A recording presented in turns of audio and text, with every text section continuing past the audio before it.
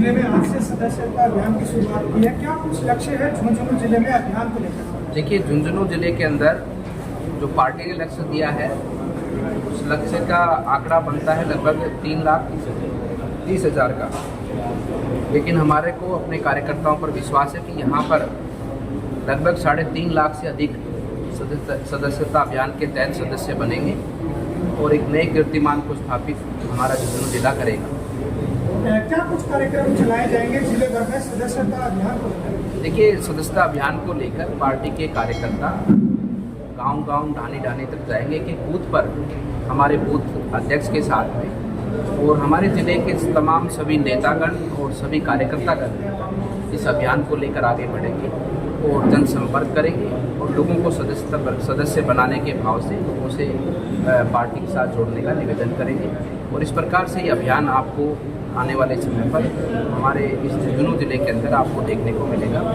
और इस अभियान की शुरुआत, जैसा कि आपको विदित है कि माननीय प्रधानमंत्री जी ने 1 तारीख को की, तो जो हम कार्यकर्ता करेंगे, जो आज हम करने को जा रहे हैं, ऐसा ही कार्यक्रम माननीय प्रधानमंत्री स्वयं भी और पार्टी का एक एक नेता, सभी नेतागण और सभी हमारे कार्यकर्तागण इस अभियान को जन जन तक ले जाकर सबको साथ जोड़कर और भारतीय जनता पार्टी के सदस्य बनाने का कार्यक्रम आगे बढ़ाएंगे। आने वाले दिनों में झुंझुनू में उपचुनाव भी है और बूथ स्तर पर मजबूत करने की पूरी प्लानिंग है इस सदस्यता अभियान से। क्या कुछ कार्यक्रम रहेगा बूथों पर? देखिए, वैसे तो भारतीय जनता पार्टी का संगठन बहुत मजबूत संगठन है और न केवल देश अपितु दुनिया के अंदर बहुत मजबूत संगठन है। पार्टी का कार्यकर्ता एक निष्ठावान कार्यकर्ता के भांति काम करते हुए पार्टी को हर परिस्थिति के समय पर पार्टी को जिताने का कार्य करता है। और आपने देखा होगा कि लोकसभा का परिणाम भी बहुत कांटे का रहा और कुछ ही वोटों के अंतराल से भारतीय जनता पार्टी पीछे रही है। लेकिन आने वाले विधानसभा चुनाव में भारतीय जनता पार्टी के कार्यकर्ताओं की मेहनत से आप देखेंगे कि यहाँ पर भारतीय जनता पार्टी का परचम लहराएगा और यहाँ पर भारतीय जनता पार्टी का सदस्य विधानसभा सदस्य के रूप में विधानसभा में पहुँचेगा।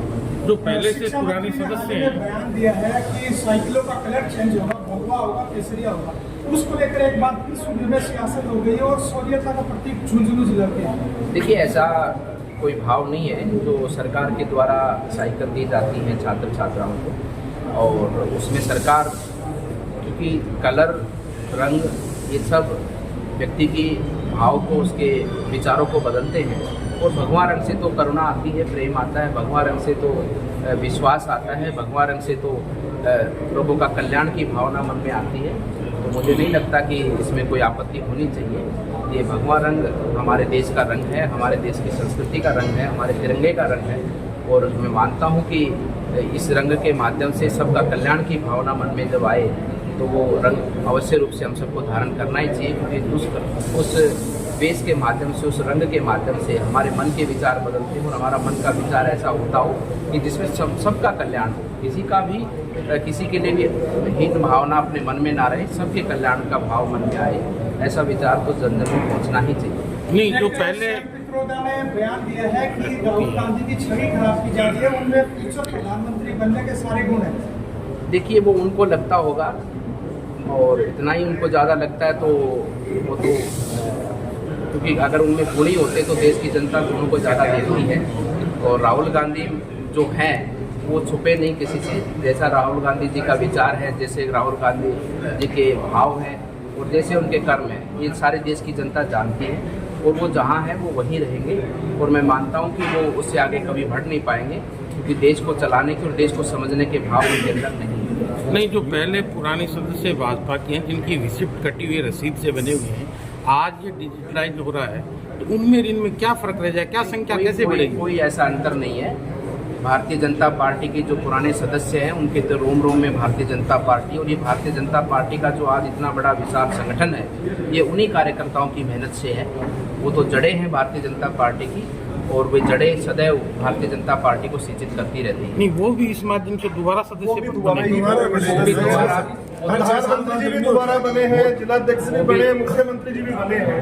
जो सदस्यता अभियान है, जो जितने कार्यकर्ता हैं, वो जो पहले भी बन गए वो भी दोबारा मिस कॉल माध्यम से, नमो ऐप के माध्यम से दोबारा बने। नहीं, एक 30 साल पुराना 20 साल पुराना कार्यकर्ता है, आज अगर इससे बनता ऐसा है ऐसा कुछ नहीं है कि आज वो अगर नहीं रजिस्टर्ड होते तो वो सदस्य नहीं रहेंगे। वो तो मैं कह रहा हूँ ना, भारतीय जनता पार्टी की जड़ें हैं और वो भारतीय जनता पार्टी को वो जड़ें ही सिंचित कर रही है आज भी।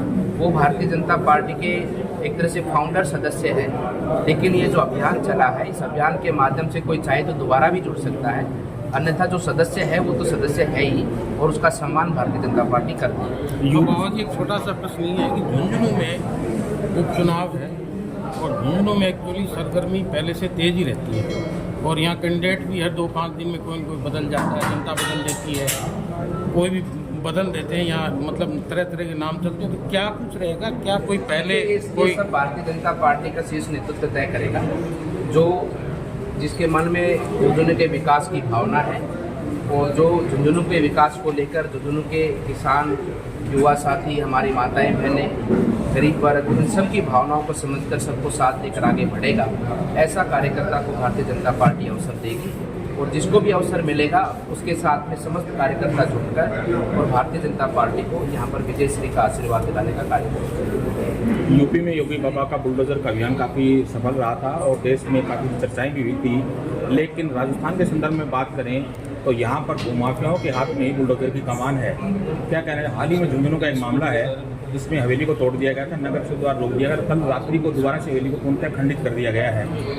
आज सरकार आपकी है, सब कुछ आपका है, लोग आपके हैं, क्या कहेंगे? देखिए, कुछ ऐसा नहीं है और सभी चीज़ों पर अपराध पर अंकुश लगाने का कार्यक्रम सरकार का निरंतर आगे बढ़ रहा है और वर्तमान में भी बेहतर परिणाम आए हैं, आने वाले समय पर भी बेहतर परिणाम आएंगे।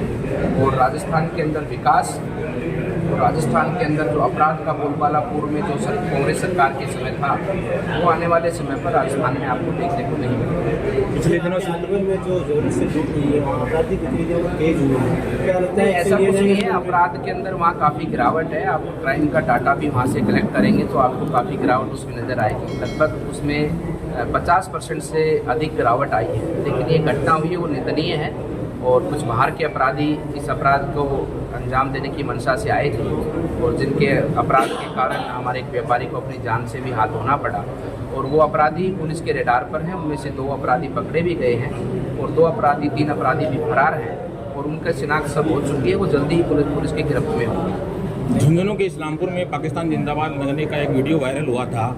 पुलिस प्रशासन का कहना था कि 3 दिन में इसकी फॉरेंसिक जांच आएगी, अभी तक इस बारे में कोई जानकारी नहीं मिली है। मैं उसका संज्ञान